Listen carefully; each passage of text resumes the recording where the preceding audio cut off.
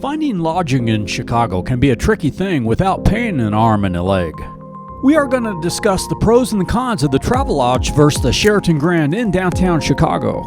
A year ago we stayed at the Sheraton Grand, but this year stayed at the Travelodge, which is less than half the price.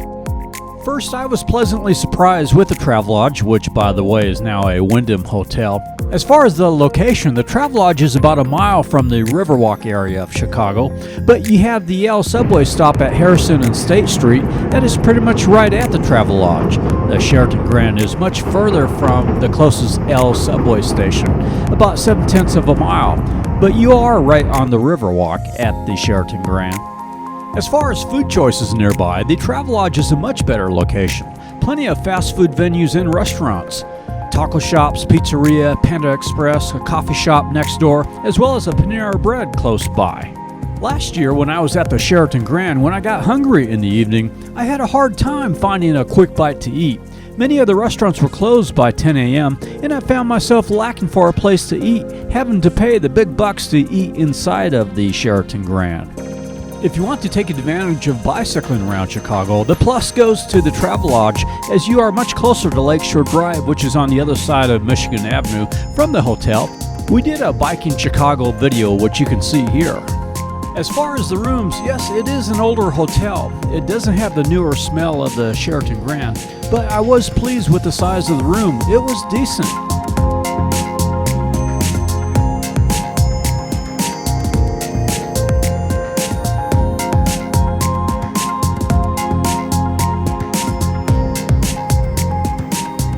I was on the 12th and top floor, and looking north, well, not much of a view.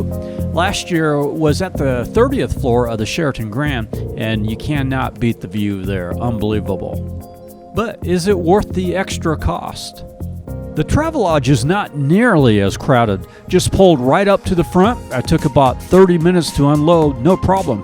You can't do that at the Sheraton Grand. Much more crowded and crazy. They have to get you in and out as quickly as possible. The garage for the Travelodge was right across the street, easy to get access to my vehicle. The Sheraton Grand is pet friendly, and the Travelodge is listed as no pets but service dogs welcome. However, my dog is technically an ESA dog, but they didn't have any problems with her at all. I was generally happy with both hotels, but thought the Travelodge gave me a much better value. If you don't mind spending a lot of money, then maybe the Sheraton Grand might be for you.